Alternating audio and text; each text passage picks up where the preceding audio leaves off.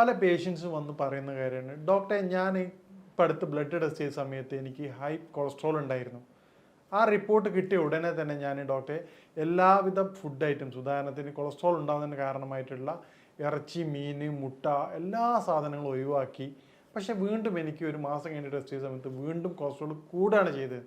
അപ്പോൾ എന്താണ് ഡോക്ടർ ഇതിൻ്റെ കാരണം എന്ന് ചോദിച്ചിട്ടാണ് നോർമലി കൊളസ്ട്രോൾ പേഷ്യൻ്റ് വരാറുള്ളത്. അപ്പോൾ എന്താണ് കൊളസ്ട്രോളിൻ്റെ കാരണം എന്ന് നമുക്കിന്ന് വിശദമായിട്ട് ഈ വീഡിയോയിൽ പരിശോധിക്കാം. ഞാൻ ഡോക്ടർ സെയ്ദ് മുഹസിൻ. ഏറ്റവും പ്രധാനമായിട്ട് കൊളസ്ട്രോൾ ടെസ്റ്റ് ചെയ്യുന്ന ഒരു വ്യക്തിയെ സംബന്ധിച്ചിടത്തോളം കേവലം ടോട്ടൽ കൊളസ്ട്രോൾ ചെയ്യാതെ ലിപ്പിഡ് പ്രൊഫൈൽ എന്നുള്ളത്, കൊളസ്ട്രോൾ പല തരത്തിലുണ്ട്. കൊളസ്ട്രോളിൻ്റെ ഏറ്റവും പ്രധാനപ്പെട്ട ഫങ്ഷൻസ്, ബോഡിയുടെ ഡേ ടു ഡേ ആക്ടിവിറ്റീസിന് വളരെ അത്യാവശ്യമുള്ള കാര്യമാണ് കൊളസ്ട്രോൾ. ഇപ്പോൾ തൈറോയ്ഡ് ഹോർമോൺ ആയാലും എല്ലാ ഹോർമോണിൻ്റെ ആക്ടിവിറ്റീസിനും കൊളസ്ട്രോൾ വളരെ നിർബന്ധമാണ്. ബോഡിയുടെ മസിൽ ബിൽഡിങ്ങിന് കൊളസ്ട്രോൾ വളരെ നിർബന്ധമാണ്. ഹാർട്ടിൻ്റെ പ്രവർത്തനത്തിന് കൊളസ്ട്രോൾ വളരെ നിർബന്ധമാണ്. അപ്പോൾ ഈ തരത്തിൽ നിങ്ങൾ ബാക്കിയുള്ള എല്ലാ കാര്യങ്ങൾക്കും അത്യാവശ്യമായ ഒരു ഘടകം പൂർണ്ണമായിട്ട് ഒഴിവാക്കുന്നത് മറ്റ് പല ആരോഗ്യ പ്രശ്നങ്ങൾക്ക് അത് കാരണമാവാറുണ്ട്. അപ്പോൾ നമ്മൾ ചെയ്യുന്ന കാര്യങ്ങൾ കൃത്യമായ രൂപത്തിലല്ല എങ്കിൽ അത് ബോഡിയിൽ നെഗറ്റീവായിട്ടുള്ള എഫക്ട്സാണ് ഉണ്ടാക്കാറുള്ളത്. നേരത്തെ പറഞ്ഞ വ്യക്തി, ആ വ്യക്തിയുടെ ഡയറ്റ് എടുത്തു നോക്കുന്ന സമയത്ത് ബാക്കി എല്ലാ സാധനങ്ങളും ഒഴിവാക്കിയതിന് ശേഷം കൂടുതലായിട്ട് അരി ഭക്ഷണം കഴിച്ചു, കൂടുതലായിട്ട് ചോറ് ഉൾപ്പെടുത്തി. ചോറ് ഉൾപ്പെടുത്തുന്നത് മാത്രമല്ല, ചോറിന് പണ്ടത്തെ കാര്യങ്ങൾക്ക് പകരം മുട്ട കാര്യങ്ങൾക്ക് പകരമായിക്കൊണ്ട് പപ്പടം കൂടുതലായിട്ട് ഉപയോഗിക്കുകയാണ്. ഈ മുട്ടയ്ക്ക് പകരമാണ് പപ്പടം എണ്ണയിൽ ഉപയോഗിക്കുകയാണെങ്കിൽ അത് മുട്ടയേക്കാൾ അപകടകരമാണ്. അപ്പോൾ ഇത്തരത്തിൽ ചോറ് ഉപയോഗിക്കുമ്പോൾ അത് ചോറ് അല്ലെങ്കിൽ അരി ഭക്ഷണങ്ങൾ ശരീരത്തിൽ, അത് തെറ്റായ ധാരണയാണ്, ശരീരത്തിൽ അത് കൺവേർട്ട് ചെയ്യണത് കൊളസ്ട്രോളിൻ്റെ രൂപത്തിലാണ്. സാധാരണത്തിൽ എന്ന ചോറ് കഴിച്ചു കഴിഞ്ഞാൽ കേവലം ഡയബറ്റിക് മാത്രമേ വരൂ എന്നുള്ള തെറ്റിദ്ധാരണയാണ്. പക്ഷേ ചോറ് വയ്ക്കുന്നതിലൂടെ അല്ലെങ്കിൽ അരിഭക്ഷണങ്ങൾ കൂടുതൽ കഴിക്കുന്നതോടെ, ചോറായാലും അതിൻ്റെ വ്യത്യസ്ത ഫോമായിട്ടുള്ള പത്തിരികളായാലും വെള്ളാപ്പായാലും ഏതൊക്കെ അരിഭക്ഷണങ്ങളും അത് ബോഡിയിൽ എക്സസ് ആയി കഴിഞ്ഞാൽ അത് പിന്നീട് കൺവേർട്ട് ചെയ്യണ രൂപം കൊളസ്ട്രോൾ ആയിക്കൊണ്ടാണ്. ഈ രൂപത്തിൽ കൊളസ്ട്രോൾ കഴിക്കുന്നത്, ഉദാഹരണം ചോറ് കഴിഞ്ഞതിന് ശേഷം പിന്നീട് ഉണ്ടാകുന്ന പ്രശ്നമാണ് ബേക്കറി ഐറ്റംസ്. ഇന്ന് നമ്മൾ പണ്ടത്തെ പോലെയല്ല, ഇന്ന് പല വ്യത്യസ്തമായ ഫംഗ്ഷനുകൾ നടക്കുമ്പോൾ പണ്ടത്തെ ബേക്കറി കൺസെപ്റ്റിന് പുറമെ വെസ്റ്റേൺ ടൈപ്പൊക്കെയാണ്. അതായത് പാസ്ട്രീസ്, കേക്കുകൾ, ഇതിലൊക്കെ അടങ്ങിയിരിക്കുന്ന കലോറിക് വാല്യൂ അവരൊക്കെ കൃത്യമായിട്ടുള്ള കൺട്രോളിങ്ങിൽ മാത്രമേ അത് ഉപയോഗിക്കാറുള്ളൂ. പക്ഷെ നമ്മുടെ അങ്ങനെയല്ല. നമ്മളൊരു ഈവനിങ് സ്നാക്സിന് പോകുമ്പോൾ ഹൈ കലോറിക് വാല്യൂകൾ കഴിക്കും, അതിനുശേഷം വീണ്ടും ഒരു 2 മണിക്കൂർ കഴിഞ്ഞ് വീണ്ടും ഫുഡ് കഴിക്കും. അവരുടെ ഡയറ്റ് കൃത്യമായ പ്ലാനിങ് ആണ് അവരിൽ ഉണ്ടാവുക. നമ്മൾ പുറത്തു പോയിട്ട് ചായയും ചെറിയ എണ്ണക്കടി കഴിക്കും. അത് ഈ രൂപത്തിൽ തുടർച്ചയായി കഴിച്ചുകൊണ്ടിരിക്കുന്നത് അത് ബ്ലഡുകളിലേക്ക് കൊളസ്ട്രോൾ അടിഞ്ഞു കൂടുന്നതിന് കാരണമാവാറുണ്ട്. അപ്പോൾ കൊളസ്ട്രോൾ കൂടുമ്പോൾ ശരീരം കാണിച്ചു തരുന്ന പ്രാഥമികമായിട്ട് ലക്ഷണങ്ങൾ എന്തൊക്കെയാണെന്ന് നമുക്ക് നോക്കാം. പ്രധാനമായിട്ടും കിതപ്പ് തന്നെയാണ്. നോർമലി ഫിസിക്കൽ വർക്ക് കുറവുള്ള ഒരു വ്യക്തികൾക്ക് പെട്ടെന്ന് തന്നെ കിതപ്പ്, ചെറിയ ചെറിയ കാര്യങ്ങൾ ചെയ്യുമ്പോൾ ഉണ്ടാകുന്ന കിതപ്പ്, ശരീരത്തിൽ ഉണ്ടാവുന്ന തരിപ്പുകൾ, ഇപ്പം യുവാക്കളാണെങ്കിൽ പോലും പല എല്ലാ ഭാഗങ്ങളിലും ഉണ്ടാവുന്ന തരിപ്പ്, ഇറക്ടൈൽ ഡിസ്ഫങ്ഷൻ പോലും, സെക്ഷൽ ആക്ടിവിറ്റീസ് കുറയുക. സെക്ഷൽ മാത്രമല്ല, എല്ലാവിധ ആക്ടിവിറ്റീസും. ചില പേഷ്യൻസ് ഒന്ന് പറയാറുണ്ട്, ഡോക്ടറെ ഇപ്പോൾ തീരെ ഒരു ഉന്മേഷമില്ല, എപ്പോഴും ചടഞ്ഞു കിടക്കുകയാണ്. അപ്പോൾ ഇവരുടെ ഹിസ്റ്ററി എടുത്തു നോക്കുന്ന സമയത്താണ് മനസ്സിലാവുന്നത് ഇവർക്ക് ഫിസിക്കൽ മൂവ്മെൻറ്റ്സ് വളരെ കുറവാണ്.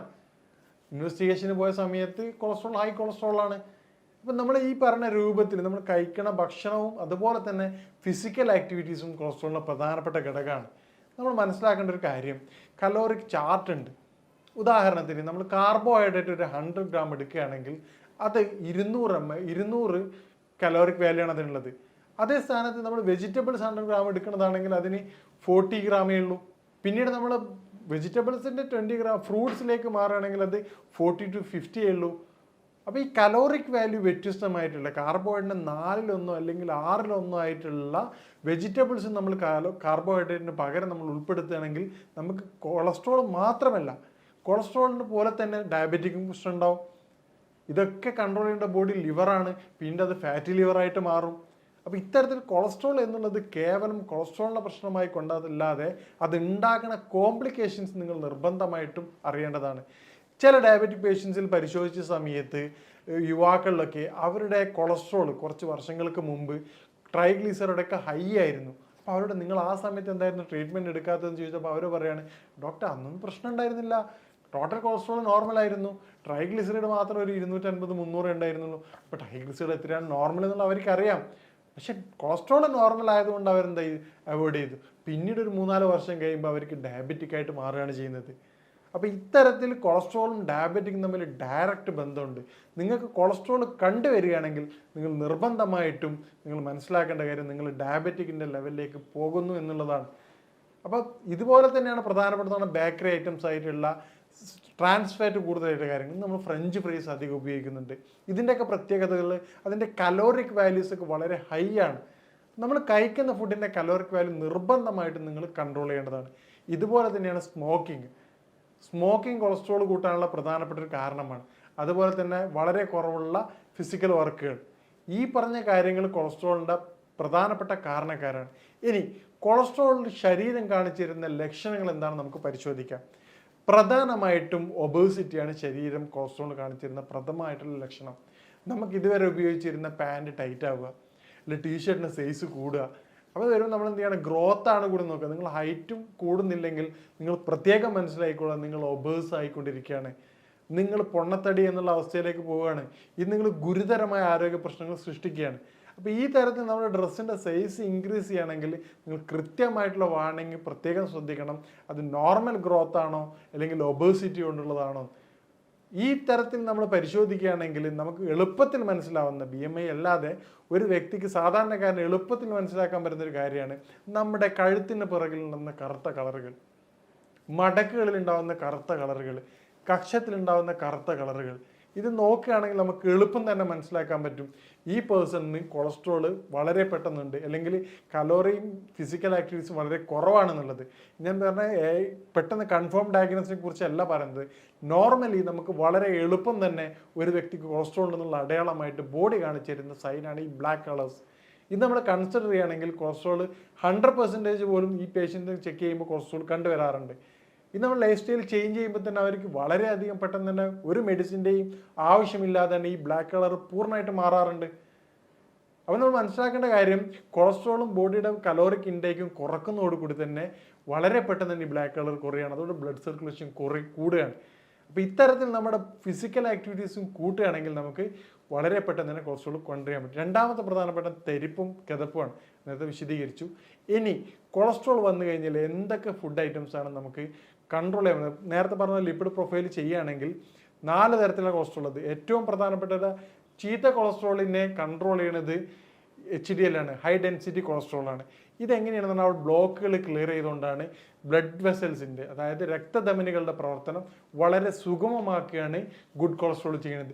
ഇതിൻ്റെ ഏറ്റവും പ്രധാനപ്പെട്ട സോഴ്സാണ് ഫിഷ്, അതുപോലെ ചീസുകൾ, പിന്നീട് വാൾനട്ട്സ്, ആൽമണ്ട്, ഇതൊക്കെ അതിൻ്റെ ഗുഡ് സോഴ്സാണ്. ഇത് നമ്മൾ ഉപയോഗിക്കുക അവക്കാഡോ ഫ്രൂട്ട്സിൽ, ഇതൊക്കെ ടൊമാറ്റോ, ഇതൊക്കെ ഉപയോഗിക്കുകയാണെങ്കിൽ നമുക്ക് HDL വർദ്ധിക്കുകയും HDL വർദ്ധിക്കുന്നതിലൂടെ നമുക്ക് LDLൻ്റെ അളവ് കുറയ്ക്കാൻ സഹായിക്കാറുണ്ട്. ഈ തരത്തിൽ കൺട്രോൾ ചെയ്യണമെങ്കിൽ നമുക്ക് കൊളസ്ട്രോൾ വളരെ എളുപ്പം നമുക്ക് പൂർണ്ണമായിട്ട് കൺട്രോൾ ചെയ്യും. പിന്നീടുള്ളതാണ് ഫുഡ് പ്ലേറ്റ് ഫോളോ ചെയ്യുകയാണെങ്കിൽ അത് ഡയബറ്റിക്കിന് മാത്രമല്ല കൊളസ്ട്രോളിനും വളരെ ഫലപ്രദമാണ്. നമ്മൾ കഴിക്കുന്ന ഉച്ചക്കത്തെ ലഞ്ചിൻ്റെ അവസ്ഥ, അല്ലെങ്കിൽ ഏത് സമയത്തുള്ള ഫുഡാണെങ്കിലും ഫുഡ് പ്ലേറ്റ് ക്രമീകരിക്കുക.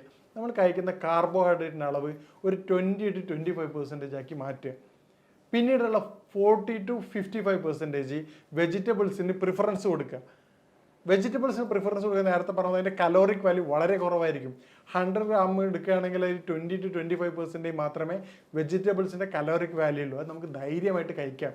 അതുകൊണ്ട് വിശപ്പ് എന്നുള്ള ബുദ്ധിമുട്ട് കുറയുകയും ചെയ്യും, വയറ് നിറയുകയും ചെയ്യും.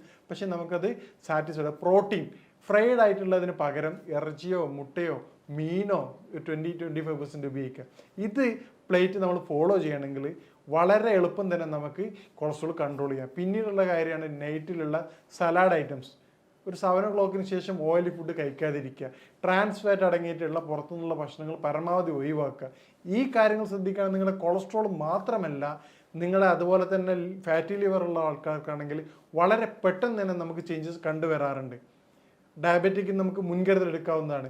ഇത്തരത്തിൽ നമ്മുടെ ഫുഡ് ക്രമീകരിക്കുകയാണെങ്കിൽ നിങ്ങൾക്കും കൊളസ്ട്രോൾ എന്നുള്ള ബുദ്ധിമുട്ടിൽ നിന്ന് പൂർണ്ണമായിട്ട് മാറാവുന്നതാണ്. കൊളസ്ട്രോളിന് ഹോം റെമഡീസ് ആയിട്ട് നമുക്ക് ഉപയോഗിക്കുന്ന കുറച്ച് കാര്യങ്ങൾ എന്തൊക്കെയാണെന്ന് പരിശോധിക്കാം.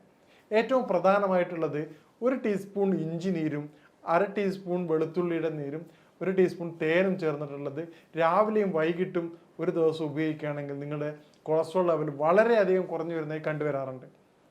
ഇതോടൊപ്പം തന്നെ നമ്മുടെ ഭക്ഷണത്തിൽ ഒലീവ് ഓയിൽ ചേർക്കുകയാണെങ്കിൽ അതും കൊളസ്ട്രോൾ കുറഞ്ഞു വരുന്നതിന് വളരെയധികം എഫക്റ്റീവാണ്. ഇത്തരത്തിൽ നമ്മൾ കൺട്രോൾ ചെയ്യുകയാണെങ്കിൽ നിങ്ങളുടെ കൊളസ്ട്രോൾ പൂർണ്ണമായിട്ട് നമുക്ക് മാറ്റിയെടുക്കാവുന്നതാണ്. ഇനി ഇതൊന്നും ചെയ്തിട്ടും കൊളസ്ട്രോൾ മാറാത്തതാണെങ്കിൽ അതിൻ്റെ യഥാർത്ഥ കാരണം നമ്മൾ പരിശോധിക്കേണ്ടതാണ്. അപ്പം നിങ്ങളത് വിദഗ്ധമായ ഡോക്ടർ ഉപദേശം തേടേണ്ടതാണ്. ഇനി ഇതുമായിട്ട് ബന്ധപ്പെട്ട കാര്യങ്ങൾക്ക് സംശയം നിങ്ങൾക്ക് ബന്ധപ്പെടാവുന്നതാണ്. ഇനി മറ്റൊരു വിഷയവുമായിട്ട് കാണാം. നന്ദി.